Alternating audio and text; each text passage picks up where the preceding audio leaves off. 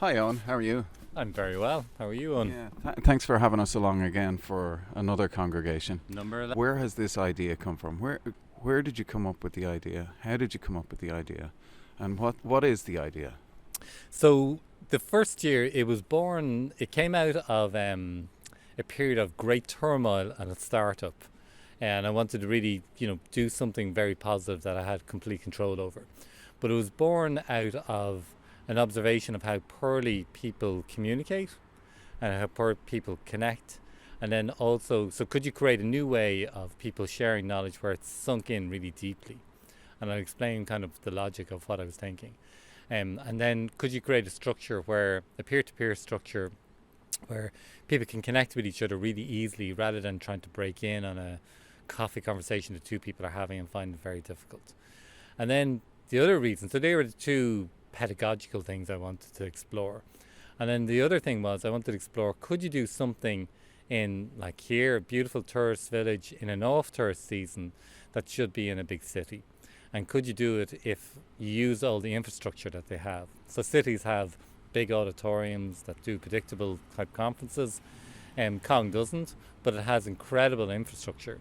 And could you, break it down rather than have pile them high in one location? Could you break it down and have it that there are loads of coffee conversations taking place and using all the infrastructure and bringing a lot of financial benefit to a village? And I reckon to date it's probably brought in over 200 grand into Kong Village. So if I go back to what was the logic of, the pedagogical basis of it. So I noticed a lot when I went to conferences. When I looked down, I came highly prepared. And because I came highly prepared as a speaker, I had a completely different experience than people who were sitting down in the audience. And then I used to look down and think, if all of those were the speaker, if you turned it all on its head, and rather than having one speaker and lots of attendees, if everybody was a speaker and everybody came prepared and everyone had thought about the topic, would the knowledge that they share be greater and would the knowledge sink in better?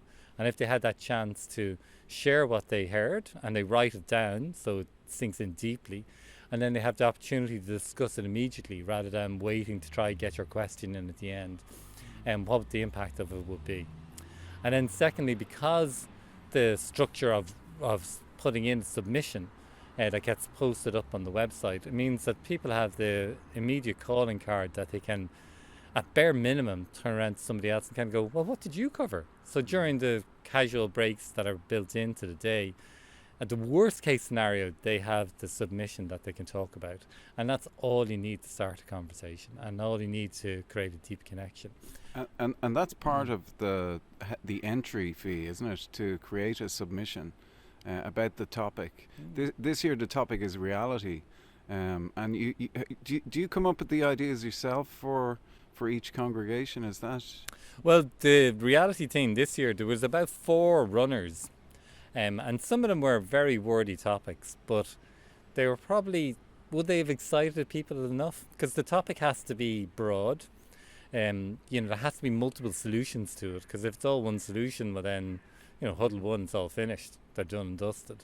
And it has to be something that you can get people from a broad spectrum.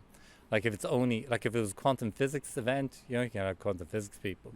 But if it's broad enough that you can get everything from like a retired farmer at one end, a retired pharmacist, all the way to students, to educationalists, to creative, to artists, to advertising executives, to consultants, and mix them all together. If you can get a team that excites all of those, but then you have a winner. Yeah, and that's what's quite unique, I think, about congregation is that you have this diverse pot of people that have different experiences and come from really very different lifestyles. Like I've sat down and listened to a few of the sessions, and like you said, you can have a farmer, or you can have a judge, or you can have a professional on a topic, and everybody kind of has their thoughts, or it's a good mix. It's exactly what's needed, I think. It is a good mix, and you see that in the range of responses. Okay, so you see the diversity of backgrounds come through, people taking a completely different tack on the same subject.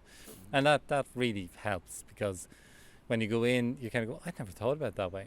And it just helps lever open the topic, because you think you have all the answers, then somebody comes up with a completely different angle and think, oh, there's a whole other part of the rabbit warren I never went down.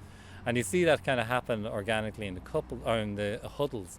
But it also happens is because they have produced their submission, and that submission could be, it's 600 words is the minimum, but it could be a poem, it could be a straightforward written narrative base, it could be a painting, it could be a song, it could be a video, it could be audio, whatever form that they feel comfortable with expressing their views on what the topic is. And this year the reality team was actually picked by Joe Mulvihill. Oh, right, okay. Well, I'll say one thing about the last night. It really felt like you had your finger on the pulse in terms of, what people are thinking and what's new. A little bit ahead of the curve, I would say, is what I got from last night. Was this is really like, this is future stuff, and the way people think, very much the finger on the pulse. So thanks again for having us along. Is there anything else that about congregation that we should know, or that you wish people knew? So the things that are built into it that are kind of hard to explain is, one, that you're trying to create a way of getting quieter voices. So I don't police how, when people, or even if they present. So people decide when, where and how they present. And that means that people who will be very uncomfortable standing in front of a bunch of people have an equal opportunity to have their voice heard, and they're not often heard, but they're sometimes the most profound. So it automatically enables that, because they decide when's right. They might discuss theirs as part of the discussion rather than, a formalized use of the 10 minutes. And the other thing that happens is that you create a structure whereby it doesn't matter what their background is. It's not a classic networking event where people talk about the narrative of what they've done, which is their narrative, and then you decide whether or not you can talk to them or not, or whether you wish to talk to them. And it's sometimes a false narrative, where with this, you're interested in people because of what they said, not what they are or what their title says. And that creates a real, true peer-to-peer structure.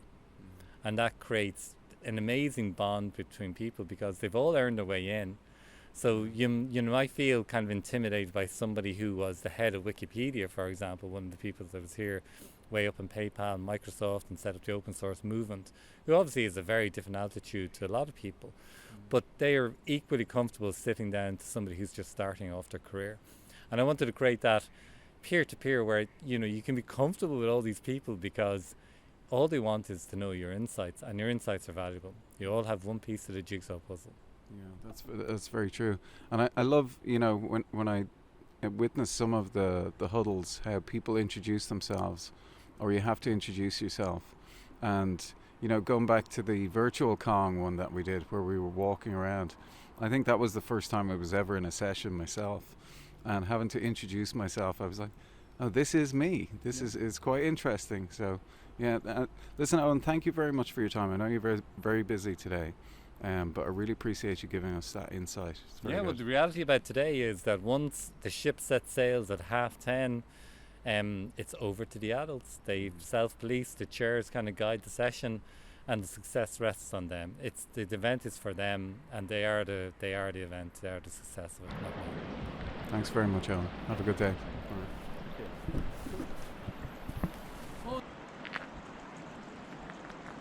One of the key components of congregation is the diverse background and thinking of the attendees. Like last year's theme of reality, legacy is the topic of Cong 2024. Legacy is a topic we rarely consider, but is intricately linked in our existence. Once you probe beneath the surface of the legacy of others, it can be a troubling theme for many, as it is linked closely with our mortality. What footprint do we leave when we die? Who remembers us? How are we described? Did we make an impact? Did we advance humanity? And was our short time here well spent? This year, Congregation is celebrating its 12th year. It will return as a 3-day event in Cong Village, County Mayo on November 22nd to 24th. If you want more information or you want to join Congregation this year, go to www.congregation.ie.